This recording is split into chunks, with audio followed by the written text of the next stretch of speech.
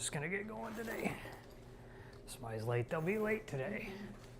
So good morning again. My goal today is to kind of cover some fruit tree basics and some of the key factors in looking at what you need to know to select the correct varieties, or maybe not necessarily correct varieties, but the things that you need to know to make sure the variety that you choose is going to have a standing chance to grow in our area. We live in a unique area. Well, I'm sure we all know that. It's either really, really hot, and then on the other side of things, it's not necessarily really a cold climate, but our cold here can do some serious damage to some of our fruit trees. So selection, placement is really important, and we're going to cover some of those things today. The only thing that we're not going to get into today, and I'm going to circle back to this in the summertime and do part 2. We'll talk about more pruning, like specifics in pruning based upon tree, because different fruits need different types of pruning, and so it's a little more complicated than some other things out there, but we'll cover that in round 2. So ideally, we live in a great climate where we can grow most any type of fruit. Not any type, but all the really loved fruits. We can grow citrus. We can grow apples. A lot of people don't think you can grow apples here. There's a longtime customer. She bought an apple tree from me. I don't even remember how many years ago. She just dropped off 35 apples, and those are the ones she picked off early, so the rest of them could get bigger and have a better taste. So you could grow peaches. You can grow pears. Persimmons are pretty hardy here. Blueberries, blackberries. Bananas are kind of on the spectrum of, maybe not. But, there are some that aren't always going to be as fruitful and may be a gamble and more a labor of love and dedication than actually something that's going to be a heavy producer. And we'll kind of cover which ones of those are. So when we're getting into fruit trees, we need to look at one main factor. To me is the most important. First, we need to determine whether, if we're planting citrus is an evergreen, so it's like a shrub. So if you have landscaping plants, the greenery, they're going to survive year-round, technically. They don't have the need for cold. They're more of a tropical type plant, so they need warmer temperatures. They don't need cool hours. But when we get into berries, we've got an apple here, figs, blackberries, blueberries. They need something what we call chill hours. This is the number one piece of information that you need if you're going to plant any of that type of fruit. A chill hour is essentially the cumulative hours between 32 degrees and 45 degrees. So does anybody know on average how many hours we get in a year that cold? Yeah, we do. I did not know. But on average, 400 is kind of high. So when we look at some of these varieties that are out there, so if you go to the store and you buy an apple, and you your favorite apple, 9 times out of 10 that apple is not going to grow here. That particular peach is not going to grow here because we don't get cold enough. You need that amount of cold for these trees to be able to break out of dormancy and actually set fruit. So that doesn't mean the tree won't grow here. We can plant any variety that we want and we can get a beautiful ornamental tree. We can probably get maybe blooms on it, but we're not actually going to get fruit. If anybody's ever grown tomatoes, it's on the opposite end of the spectrum. If you don't time your planting right, you get all the blooms and a beautiful plant, but no actual fruit. So that's the key indicator. And when we come and we look at, we can come and look at any of these trees on here. That's a citrus, so not a good example, but we can look. Blueberry, I can come over and look at this tag on this apple. There is no indication of how many chill hours are on here. And this is why you have to be careful. No matter where you go and buy a tree, before you make that purchase, make sure you take your phone out, look up the chill hours, and see, is it going to fit in this range? Because if it doesn't, does not mean you'll never get anything off of it, but if you're planting for consistent production, that's the most important thing. It doesn't really matter how cold it gets, because all of these are your berries, your stone fruits, figs, they can handle typically down to 0 degrees. So the likelihood of losing them to frost, freeze, snow, whatever it be, are not very high. But on the other end of the spectrum, our citrus, they don't want any of that. They want warm temperatures, probably no colder than like maybe the mid-20s if we can help it. Doesn't mean we can't grow them, but we've got to be a little bit more selective about variety there as well. And we'll talk a little bit about that when we talk about citrus. If you choose something that has more chill hours, then you're going to get late blooms and a regular fruiting. If we lived in a different area, we could theoretically choose something that has too low of chill hours, and it would trick itself into maybe blooming too early. So there are other places, they need something that's going to have longer chill hours to fit their particular climate. So here, you don't get much lower than 250 chill hours. There are some that might get into like the mid to high 100s, but very rare. And some of those varieties, especially like in peach that we've found, don't perform well here. They're more prone to peach borers, blight, and other types of diseases. They're just not a hardy variety. Any questions about chill hours? All right. So almost all of our fruits in this climate are going to need kind of the general same growing conditions. They're going to need, you know, a sandy loam soil, so something that's going to be somewhat loose that nutrients can move through. We're going to need something that drains well. I mean, really and truthfully, nothing here, unless it's like a tropical wetland plant, loves soggy wet soil. So the same general conditions apply for soil here as they would for growing vegetables in a garden, for growing landscape plants ideally. Things are going to thrive better if they have better quality soil. Now, when I say a sandy loam soil, that doesn't mean get a fruit tree, dig a hole, and fill it with the best quality soil you can buy or find out in the yard.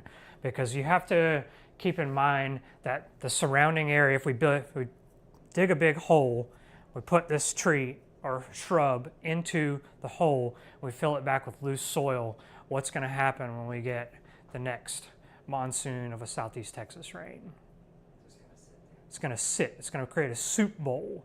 So what I mean by wanting to have good quality soils, we want to make sure that we're amending on the top with compost. So I'm typically going to dig my hole, and I'm going to leave the native soil that I dug out, because I've got to get these plants to acclimate to the soil in which they're going to grow in. Because if I give them, even if we don't get drowned out and get like wet feet or this soup bowl effect, once those roots, they start flourishing, they get really, really happy, and then all of a sudden they hit the clay soil that is typically in almost all of our yards, then they're going to kind of get a shock, and then they're going to struggle, and then they're going to kind of sit there because they're not acclimated to that spot or that type soil.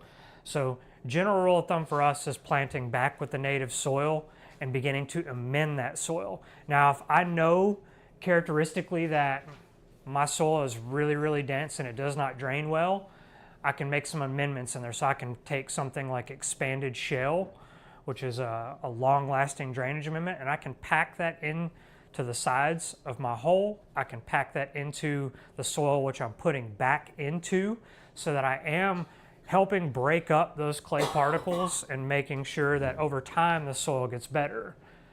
And then what I'm going to do once I get it in there, I'm going to layer some compost across the top. I'm going to make sure, I always like to make sure on young trees that I remove grass away from, probably, if I have a tree like this, I'm going to take, and I'm going to make, a nice ring around it, a couple feet around it. I'm going to remove the grass, and I'm going to make sure that I layer in some compost. We'll talk a little bit about fertilizer, and then I'm also going to make sure that it gets mulched. Mulch, I don't need mulch forever. Later on you could let the grass grow back up to it if you so chose. But what we're wanting in the beginning is to weed out competition, and we're wanting to keep moisture active in the root zone so that the plant actually establishes roots quicker and healthier. It's scientifically proven that plants that are mulched, that have more even moisture control, will have a lot hardier root system than those that don't. So when you have grass, I mean, anybody ever have to water their lawn in the summer? You know, grass, it sucks up water quick. And it's, as the water soaks in, it's in the top layer. So you have that competition. So ideally, we try to mulch for at least 1 to 2 years, you know, and then later on, once the tree starts getting mature, I'll just want to protect the trunk. You know, if I'm using a trimmer around it, make sure I'm not tearing up the bark. And then I can let the grass grow back, because by that point, the roots are probably deepened and more established enough, and they're going to get moisture, water that they might need. Watering, when trees are young, when we start planting out, I'm probably going to want to water daily for a couple weeks, making sure that the soil is staying damp. I'm keeping the tree from getting stressed. I mean, if has anybody ever taken a plant from the nursery and brought it home, planted it, and it just like not looked good for a while? It's, you know, you get transplant shock. So you're changing the environment. Depending on where a nursery or a grower had these, they might have them under a shade cloth. They might have them in a greenhouse where there's more humidity, less humidity. You stick that out into your space, it's going to be different. And so if the plant doesn't get acclimated, it will struggle more. So we'll typically like to water in the first week or two. I'll water every day. That's just to get establishment. And from then on, we're going to typically do maybe 1 to 2 deep waterings per week. And really, if we think about it, depending on the season here, we're going to get enough rain to sustain most of these plants. Like my berries at home, blackberries, blueberries, I don't ever water them. I probably could, but they get enough moisture consistently where I don't have to do a lot of watering. Now, mine do grow under slight shade, so there's a little bit better moisture regulation, so that doesn't mean that will work for everybody.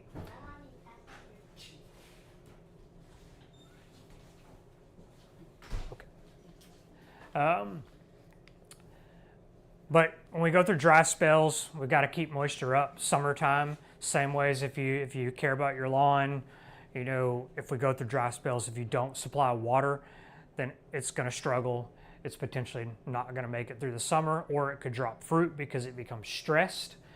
But you want to make sure that you're doing it infrequently, deeply, and long, not every single day. Frost protection really is only important when we're talking about citrus. Citrus is not going to survive most of the cold snaps that we get. Placement is really important. Ideally, if you're going to plant any type of citrus, we want to put it on the south side, south facing. We want something that is going to block the north wind. The north wind is where you're going to get the coldest temperatures from, and wind running across the bark here, it's going to get cold, and you have to factor in wind chill and freeze the trunk. So the top parts of this tree honestly are less important. A lot of people spend so much time worrying about the foliage because they think that's the most important part, but this is the lifeline. You know, without the trunk, you don't have anything. So when we're talking cold snaps and frost protection on a young tree, it might be realistic to cover it. And if we do want to cover it, we can cover it with a frost blanket. A blanket that's breathable is very important. Plastic or tarps, they don't allow air to move through it, and then you trap moisture up underneath it, and it actually can do more damage than good. But we also want to keep any kind of blanketed material off the foliage if we can, and that's why covering a large mature tree becomes kind of unreasonable. A lot of times what I'll do is I can get PVC pipe inexpensively. You can get big long sticks, and I can make a hoop over a young tree, and I'll make it in an X pattern, and I can use that to drape my cloth and then weight it down at the soil level. If you do cover it with something, you want it to go straight down all the way to the soil. Never wrap your tree around the base, because this actually does nothing. If you wrap it all the way down, all that radiant heat from the soil is going to actually come up and heat rises. So you create this little, I'm going to say a greenhouse effect, but it's warm, kind of like a greenhouse. So it'd be you're trapping in some of the heat and you're allowing the moisture to escape. And you'd be surprised, just a couple of degrees difference in temperature can make a huge difference in a plant surviving. On citrus though, this portion right here, most all your citrus nowadays that is grown is grafted. So we have a different type of citrus in the rootstock. It could be this tree probably has what we call flying dragon. It's a dwarf, so the tree only gets maybe 10 to 12 foot tall and wide. This pink lemonade, lemon, it's a variegated pink lemon, excuse me. This is probably on like a trifoliate rootstock, so this can be a pretty sizable tree, maybe 15 to 20 foot at maturity, but you can see this graft gets bigger and develops, and if that graft union dies, doesn't mean the tree won't grow. This happens to a lot of people. It dies, they think it's dead, all of a sudden it starts coming back, and then the foliage will look completely different. And it also, depending on the type of tree, it'll become very thorny, real long thorns. And that's the rootstock has basically survived because it has the cold hardiness, and this union has died, and you're never going to get a quality fruit. It could produce fruit, but it'll be a really nasty sour orange. So when we're talking about protection, wrapping this, you could do pipe insulation, anything you can do to protect this and insulate. One of my old friends, when he had his small trees, he would take his flannel and put it over the top and stuff it with hay or shavings, pine needles, whatever he could find, creating an insulating barrier. So there's really no right or wrong way, but think of it like yourself. What does it take to keep the cold wind off of you? And you can mimic some things. People do Christmas lights. Some people grow them strictly in potted planters so that they can move them and keep them protected. How long can you leave them in a planter? You can leave them in a planter forever, technically, but it's going to have to be a very sizable planter at maturity, and also you have to keep them pruned. You can't let, it's going to be more of a smaller plant, and that's okay. A lot of people think just because a plant says that it grows 15 to 20 foot tall, it doesn't mean you have to let it. You can prune. I took a class one time, and there was a place in Houston, they had grown lemons into a hedgerow. So, I mean, you could have a citrus hedge. Is it going to produce the amount of fruit that a tree would? Absolutely not. But if you know what you're getting when you're going into it, you can keep it any size that you want.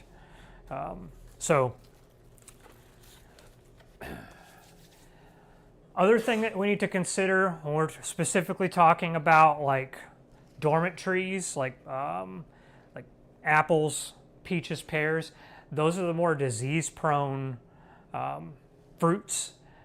Airflow is really important. So we need to make sure that we keep them pruned, and like I said, we're not going to talk a whole lot about pruning, but air needs to be able to move through the canopy. If you have something that is so dense in foliage and air can't move through it, and you think about humidity and heat rising, you trap humidity in the canopy, and it becomes a breeding ground for fungus. Let's see, pears are probably the most common that become difficult. You need one that's like fire blight resistant. Blight will move through a tree, and if it rains or even you prune it and you cut another limb, you can spread it. So it's very, very rapid that it can move through, and a lot of times that's happening due to lack of airflow, but mainly improper variety selection. Any questions about general care before I move on? Nope. All right. So what can we actually plant here? So stone fruits, we can plant peaches, plums. Nectarines are kind of on the line. There are some people that are successful with them, and depending on where you are in Southeast Texas, you might get a little more cold than some other places. Like if you're above like I-10, you're going to be a little bit cooler than you are right here. So chill hours, you're going to need to find something that's probably going to be between 150 and 400 hours. Tropic beauty, tropic snow, do very well, and then the Florida King and Florida Home, and then there is like the Florida Queen. You'll find in peaches and pears, so nowadays there's like kings and queens. There's very similar varieties that have minimal differences, but they still fit the same chill hours and the same growing climate. Plums do pretty well. Methley and Santa Rosa, Methley being the easiest to grow in my opinion. Nectarines, I have zero experience growing. I don't know a lot of people that have tried them, but the Gulf Coast and the Sun Coast do have chill hours that technically could work here, but I don't know how well or successful you'll be. I've just never messed with them. One thing to keep in mind about stone fruits is that they don't have a super long lifespan. So when we're planting them out into like a landscape or a yard, we do need to realize that they're not going to last forever. A lot of these can have 10 to 12 year lifespans. You see this a lot in like certain types of pears. They'll grow and they might make it longer. I'm not saying that's the limit, but then they'll begin to decline. They'll begin losing branches, and just over time they'll generally break down, and then the tree doesn't do well. Keeping them pruned can definitely help expand the life, but don't expect these to be like something you're going to have forever. It's not like planting a shade tree that's going to tolerate continual elemental factors like we get. Apples are the one that nobody thinks you can grow here, and you absolutely can. There's 3 main varieties. So you have Anna and Dorset. Both will hit the chill hours, but they bring up another important factor if you're choosing fruits. So we got our chill hours, but is it going to be self-fertile or does it need a pollinator? So apple tree, 15 to 20 foot tall, 15 to 20 foot wide. How many of you have room for 2 in your backyard? No, you don't. Like most people don't. Some people do. So really important thing to think about too is, do I have room for a pollinator? And the Anna and the Dorset, they're not as popular because most people don't have room. Here I brought in like an Einsheimer today. It's an Israeli cultivar. It was brought in from Israel a long time ago. This is a self-fertile variety, so we only need one. And so it will produce an abundant. A lady brought me 35 yesterday. If she had a pollinator like one of these other in her yard, she would get even more. So a self-fertile variety can be affected by a pollinator, but it does not require one.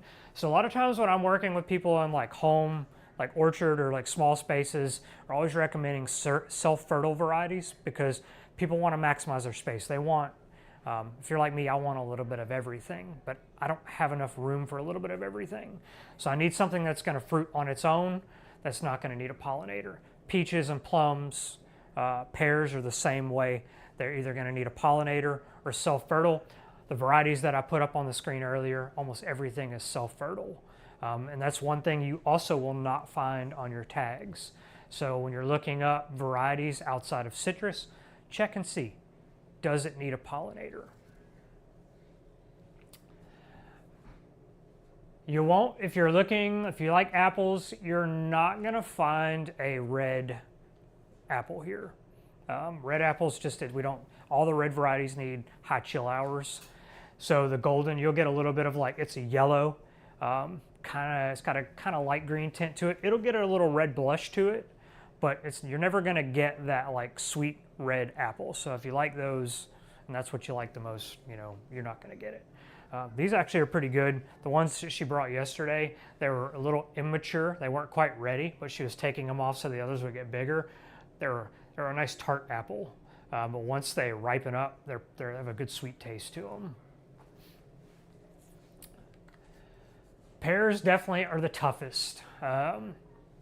They are the most disease prone. Fire blight is one of the #1 pear diseases that we get, and you always want to find a variety that's fire blight resistant. Some people are familiar with like the Bradford pear. There's a Bradford fruiting pear, and there's like a flowering one. Even the flowering and fruiting, they're both super fire blight prone. My parents had one in the yard, and after about 10, 12 years, it just started just dropping like huge branches, and it just basically starts deteriorating. And you'll see it, fire blight will start at the tip, and it'll work its way back all the way to the next branch, and then it just keeps making its way around the tree. And there's absolutely, when you get into diseases like that, there's nothing that you can actually put on this tree to stop it. So a lot of viral or disease-based things in fruit trees and a lot of plants, they're not curable. So having the right variety and good soil will help you kind of mitigate that. The Orient pear is probably one of the better ones that does well here. Most of your pears that we're going to have are going to need a pollinator. There's not a lot of self-pollinating varieties that will hit chill hours here. So the Orient and the Moonglow kind of go together. The Kefir is the only self-fertile. That's the one I find most people go to because regardless of taste or type, you can just have one. One thing about pears too, not all pears are great for fresh eating. So it depends on what you want to do with them. Will kind of drive you for like what variety to choose. Some are only great really taste-wise for canning. Others are good for fresh eating. Some kind of cover both spectrums. Citrus is the #1 fruit tree of Southeast Texas. Everybody wants citrus. But it's the #1 fruit tree that dies in Southeast Texas. And a lot of times it comes down to improper protection. We kind of talked about just not having a plan, and then also really and truthfully, not planting it in the right spot. People just plant it wherever, and if you expose it to those cold winter winds, it's only going to take one good cold snap, and it's done. So there is a spectrum of which ones are better than others. So at the top of our list of cold hardiness is going to be Satsuma. So Satsuma has always been the most popular, and it always has been the most cold hardy. And it's beginning to be even more cold hardy as cultivars change. So now we have, I have one up here like the Arctic frost. Once it's mature, it can take down into the mid-teens.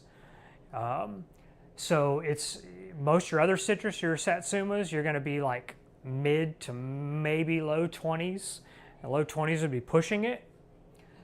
So you've got to have something that can withstand the cold. You'll find Arctic frost, people will choose it. There's also orange frost and Owari frost now. Those are not quite as cold hardy as that Arctic frost. But overall, I feel that Satsumas, they all have a very similar taste. The big difference is the cold hardiness and when they actually ripen. Satsumas, depending on varieties, like your old like Japanese varieties, they'll start ripening like late September, and some varieties will go all the way into early December. So it's just, and I don't think that really matters here too much because even in December, we're not really worried about cold snaps yet. It's late January, February is when we'll start getting hit with like the really cold stuff. So I don't have a preferred variety. The Owari has always been probably the most popular traditional variety, but the Arctic frost now is just kind of taking over. Lemons and limes. Second most popular, least cold tolerant. Up until maybe a couple years back, lemons were not grafted at all, so they had even less cold tolerance. Now your Meyer lemon, which is the most popular, the Meyer lemon kind of has like an orangish tint to it, and it gets the size of like an orange. So they're not small lemons, but they have a good sweet tangy flavor, but now they're grafted, so they do have a little bit of extra cold tolerance, but still, I tell people don't get pushy with it because they're still gonna not survive over everything else. I feel like limes are even less cold tolerant, but it just depends. So those are even more important to place in the right location. Just in general oranges, we could go all over the place in general oranges. You have, like I've got like, this is a red navel orange. You've got blood oranges. You've got the cutie style. This is, if you like the little easy pill, the Kishu mandarin, you can honestly eat these whole. almost like a kumquat. How big do they get?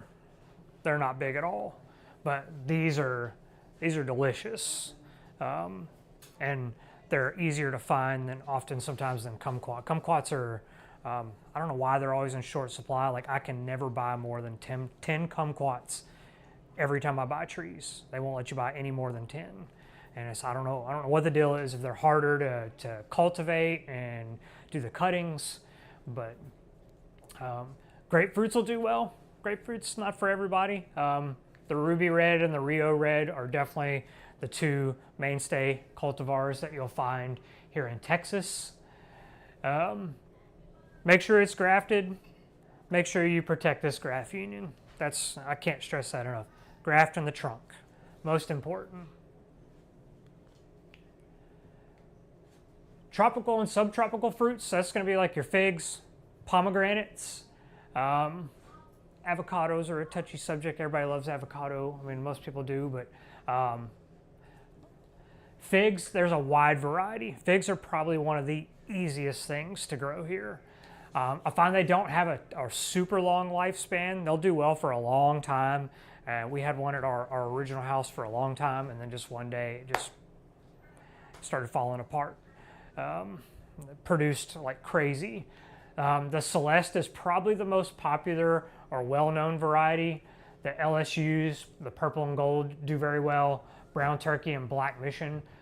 Miss Donna always likes the black mission the most. I don't think you can really go wrong with any of these, just because they're so simple. They don't really require much of anything. Pomegranate, there are quite a few varieties. There's actually a Texas pomegranate that does well. I just got one of those the other day, and I'm excited to plant it and see.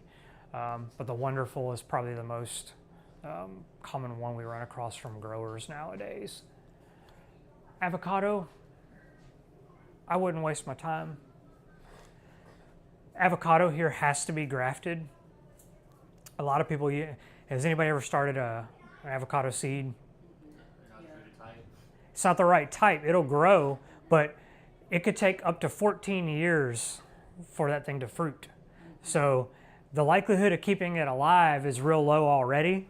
And so a grafted variety is going to give you higher frost and cold protection. It's going to also allow you to get to production much faster. But the problem with avocado here is it's not necessarily the cold. It's about the water. It's a tropical fruit. It likes water on its own terms. And when you take a avocado and you plant it in the ground here, we kind of talked about this in the beginning, create a soup bowl. And it does not like sitting in water at all. So most of the time they end up drowning. And there was a group in Houston, I can't remember the name of it anymore because it's been like 15 years ago. They did a bunch of like edible landscaping all across Houston, planting fruit trees. And they planted a bunch of avocados as a trial. And they lost almost all the avocados in the initial planting. And what they found were two things, were that when they dug them back up, the main roots were non-existent because they had severed the roots. They have very delicate feeder roots, and whenever they were pulling them out of the pots, they were damaging the roots, and the plant would survive for a short term, and then it would die. So they found that cutting the pot off the avocado incredibly increased their success rate. But then the next thing that they did was they scratched off the soil surface. They got an area ready, got the grass gone, and they cut the pot off, and they set it on top of the ground, and then they made a mound. Why would you think they would do that? Drainage. So now they basically allowed this plant to have the excess water shed. They even went as far as to try planting like batter boards, like making like a little mini small raised bed, and they found that they could do that for about a year, and they would have to remove it. But the drainage issue was the #1 killing factor with these particular plants. These kid.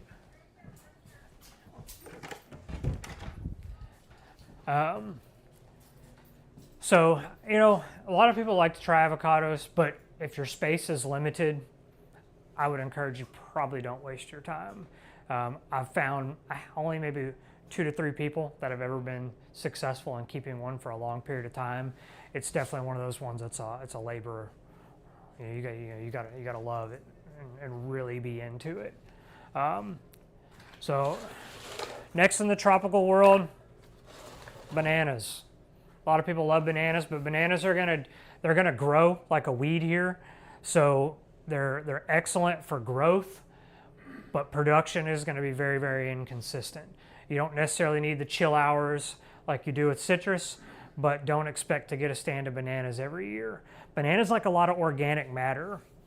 When I studied permaculture, one of the most interesting things that I found was that most people in climates where they produce really well will grow them kind of in a circle. They do what they call a banana circle. They basically dug a small little indention or a pit, and every time they had like poor leaves, they would chop them and drop them, and they would basically make this little compost pit because they love organic matter. So supplying them with tons of organic nutrients and things to break down around it, they'll thrive and they'll almost become kind of self-sufficient. There's varieties like this is like a truly tiny, it's a newer, like homegrown type variety. It's not going to get really, really big. There's like the dwarf red, which can actually produce here. You can even get like the ice cream banana. Like some people can get those to throw off some bananas, but they're not going to be consistent. So if you are planting them, plant them with the intention of maybe ornamental purposes and maybe in hopes of getting something. I love the way bananas look if they're kept and you keep them cleaned up and they don't look so raggedy. Blueberries, or just blackberries, any berry in general. So blueberries are going to be the one thing that you're going to need a little bit different care to, I think.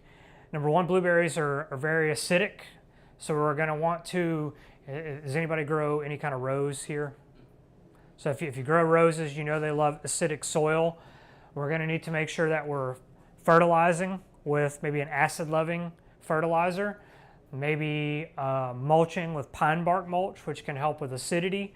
So these are common practices with azaleas, roses, or any acid-loving plant.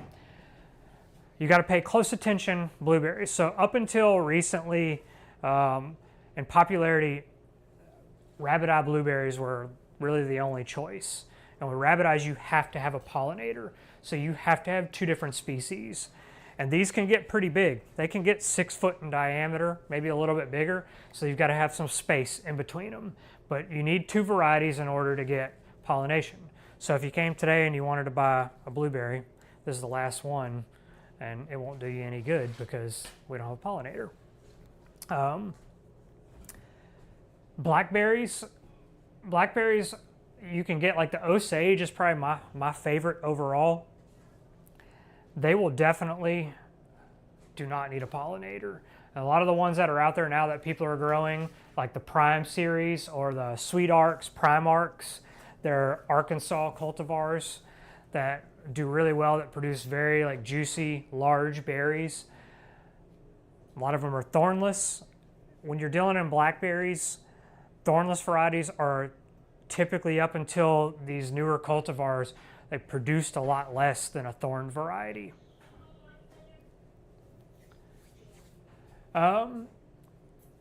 We have with your blackberries, you got to make sure you've got something to hold them up. They're gonna, they're not a climber, they're not a viner. I mean, they're a cane, and essentially every year you're gonna.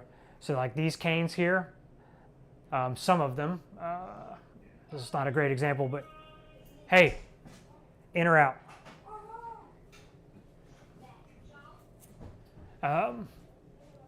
So basically you're going to grow new canes right now for next year's berries, and the canes that are on here that have berries now, there's a few berries on here, these canes are going to turn brown and they're going to die off. So we're going to prune off the brown canes after fruiting season, and then our green canes are what are going to be growing for next year's berries. So these plants, they get pretty sizable, but they're not going to like climb up a trellis. But you could have like a panel Like this has kind of like a little teepee. Doesn't really matter, but you want to get them held up off the ground. Take it from me, when you don't have time and you're not prepared, mine are just all over the place right now. They're crossing the sidewalk, they're in the way, and they're loaded down with berries. So when they get loaded down, then they just flop over. So keeping them elevated and tied up is pretty important. Strawberries are more of an annual, more than say like a year-round fruit. You can keep strawberries grown in a raised container year-round. We're on like our second year on our strawberries. And if you can keep them going and you can keep them happy, they'll produce more abundantly and they'll get so much larger in season 2 and 3. But ideally, most people treat them as an annual because it's hard to keep them alive at certain times of year, depending on your specific growing conditions. Muscadines, how many of you like grapes? Grapes are probably the most disease-prone fruit. It's probably the least grown thing here. Now, muscadines and the grape family, muscadines are well suited. They're not as disease-prone. So that's why you see like wild muscadine grows so well here and it thrives. But when you get into a lot of the table grapes, like wine grapes, they're subject to something called Pierce's disease. And with a humid climate, diseases are so easy to get and they just don't tend to thrive. Now, muscadines, the flavor is not for everybody. There are some good varieties out there. And same here, a lot of muscadines and grapes need pollinators, like the Carlos, the Cowart, the Noble. There's a couple new ones we tried this year that did pretty well, Southern Home and Southern Jewel, that are self-pollinating. But you also have to have a setup for it. Grapes are heavy, so if you don't have a well-trellis system or something very robust to hold them up, I wouldn't mess with them. And they require a lot of pruning, so it is one that is more labor intensive than everything else.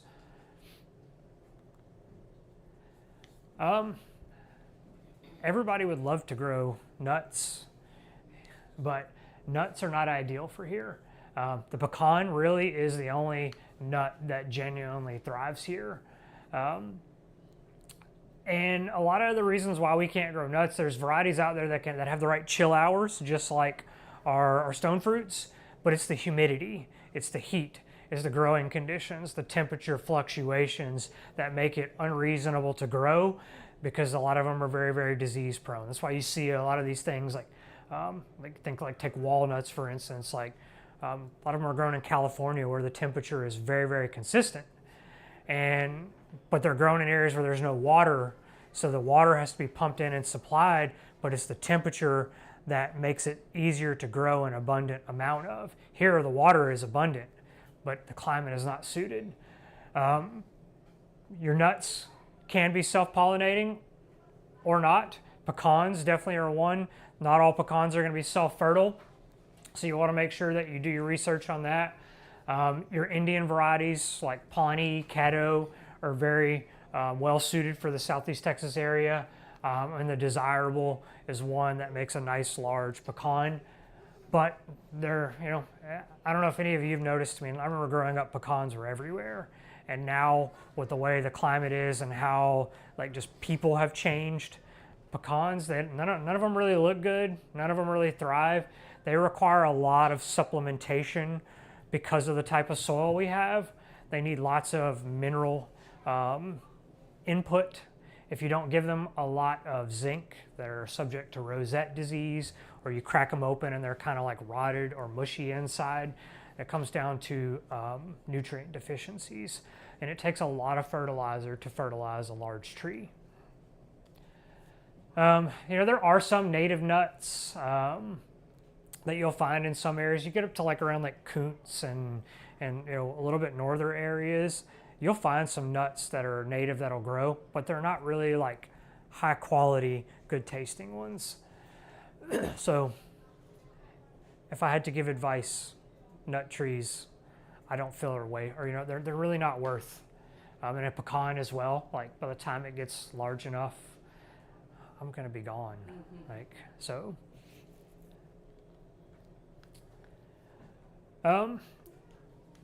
If we're going to plant out fruit trees, you can begin potting like bare rooted stuff in the wintertime where you're keeping it inside. A lot of people always say the best time to plant a tree or fruit tree is in the fall. And a lot of people think, oh, I don't know, because it's going to get cold, especially when we talk about citrus. But even though citrus is an evergreen, it technically goes dormant. It stops growing and it's focusing its energy on root growth. So that September to October realm is really a great time to start putting in trees. I don't really find, a lot of people will do that. A lot of people get scared and they wait till springtime. And the downfall of waiting till springtime is you're going to prolong like the first good harvest, because you're planting it in. It's trying to flower and fruit, and it's also trying to establish and grow roots at the same time. So your energy is going to be split. Usually in early spring, we're going to fertilize.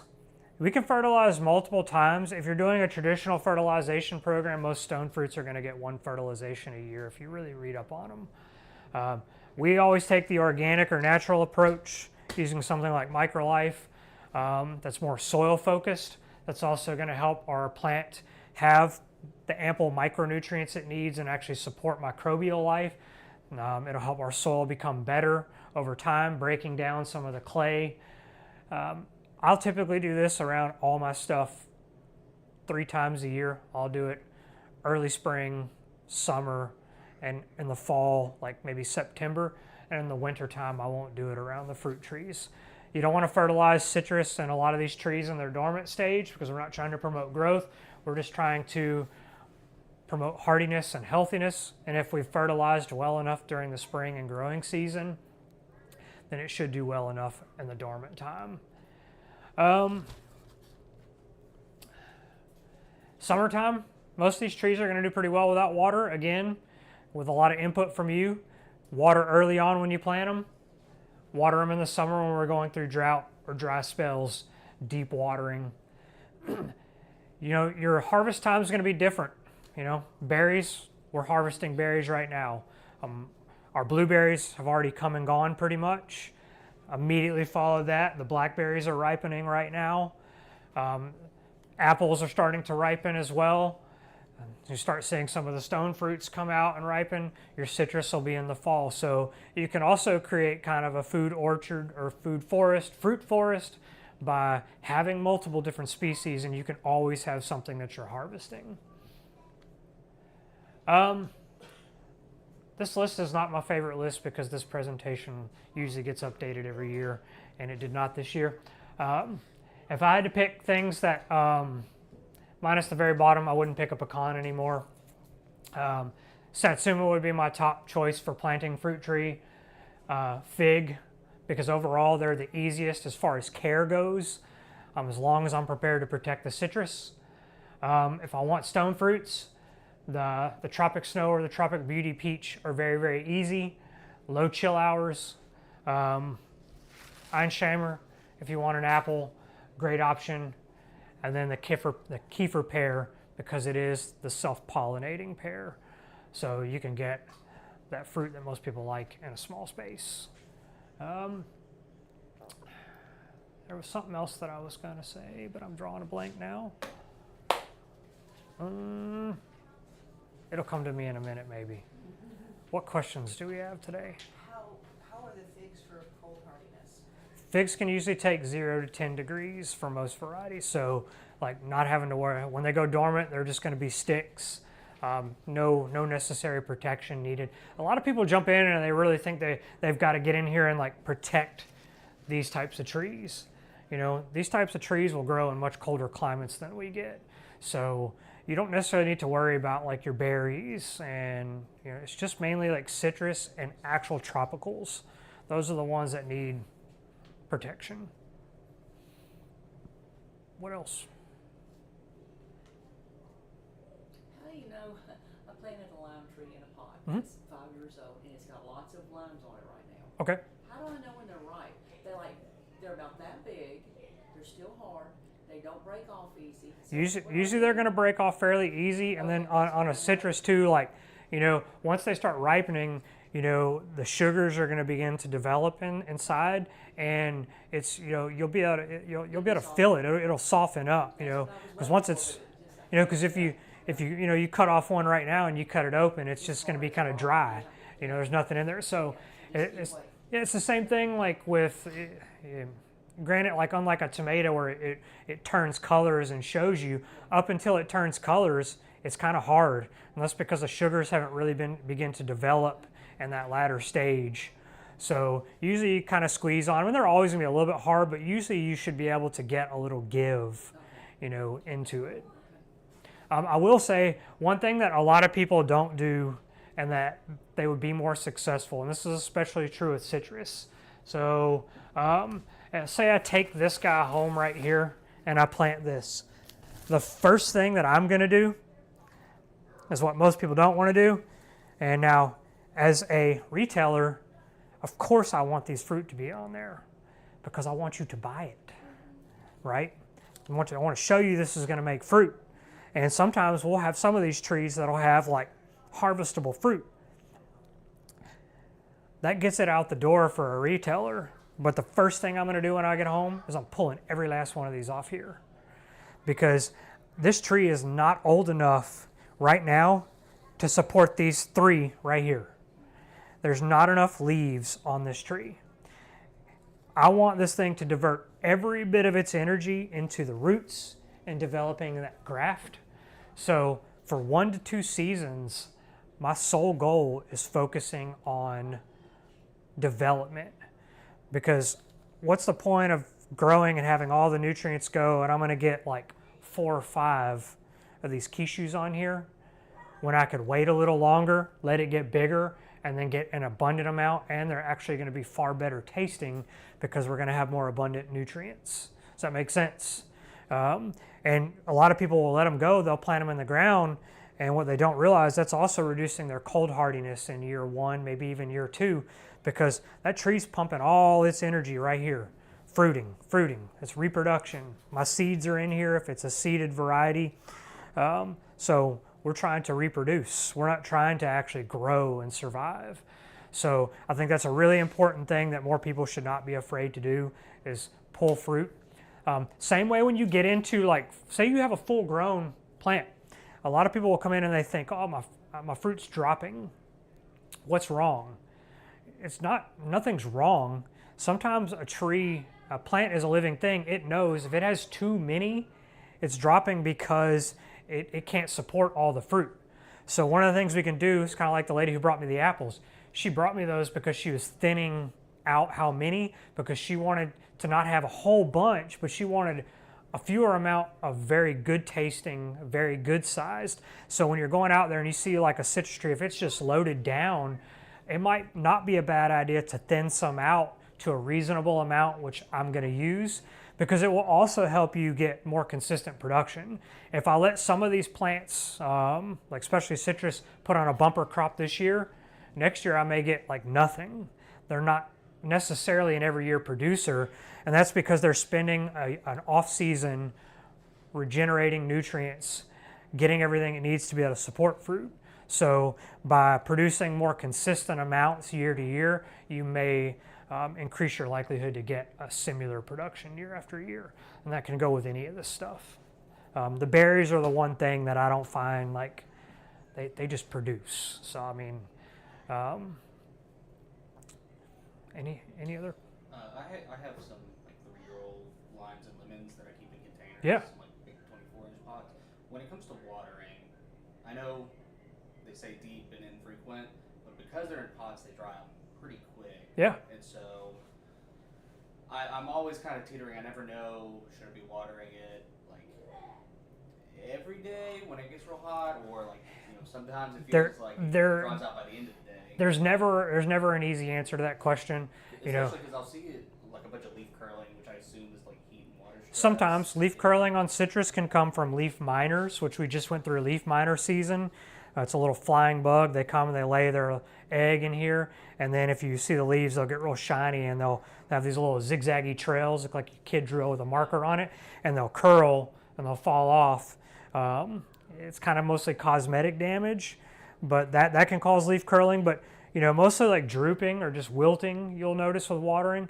But the best thing that I tell people, you just got to put your fingers in the dirt and see, if it, as far down as you can get your hand in there, if it's damp down below and the tree looks okay and you're coming out kind of tacky and you feel a little bit of moisture below that top a little bit, then it's probably going to be fine.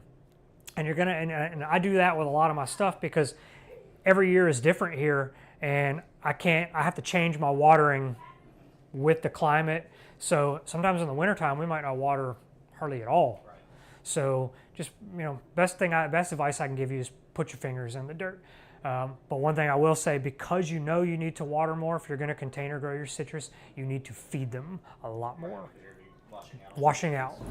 That's where, truthfully, like a slow release, like an organic, will really, really help, because it's not gonna break down as fast, and you're gonna get a longer true feed versus like a traditional fertilizer, where it's gonna wash out really, really, really quickly. Yeah, I've been doing something like that. Yeah. Like 3 times a year, and then weekly, because it's like peppers and tomatoes, and so I'll do a water soluble. Yeah, and you can. And then I just kind of do the whole garden at that time. Absolutely. Because what your water soluble stuff is kind of like, it's quick, it's instantaneous, it's soluble. It's like having an energy drink. You're given a boost, and that can help you on fruit trees even. When you have a ton of blooms or a ton of fruit, it's using up. It's like going for a jog. Your body's using more resources, so you got to supply more. Yeah. Any other questions?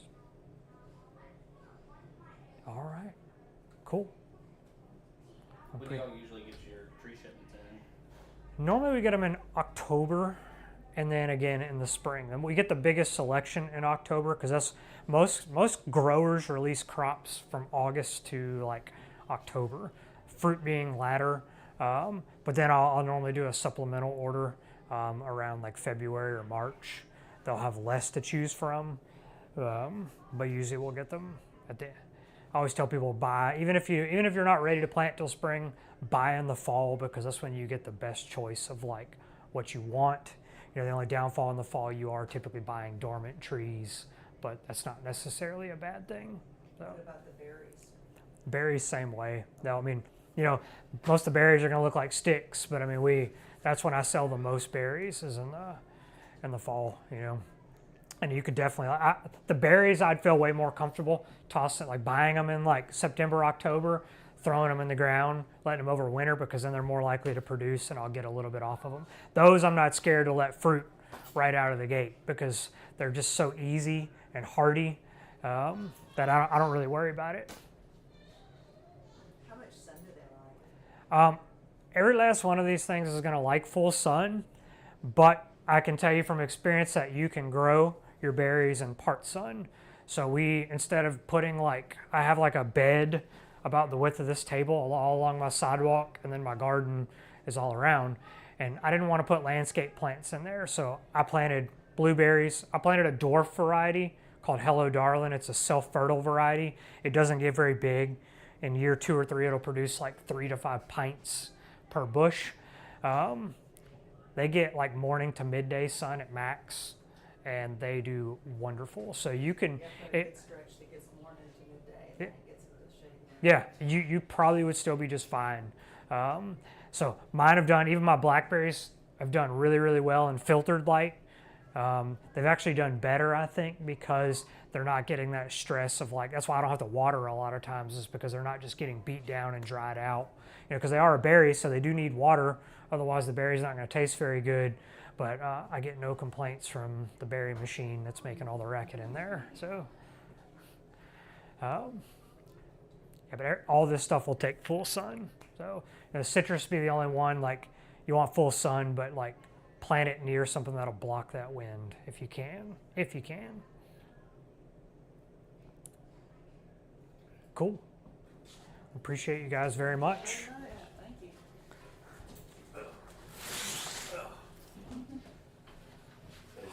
Yeah, no problem. It's nice to see you. Good to see you too. Yeah.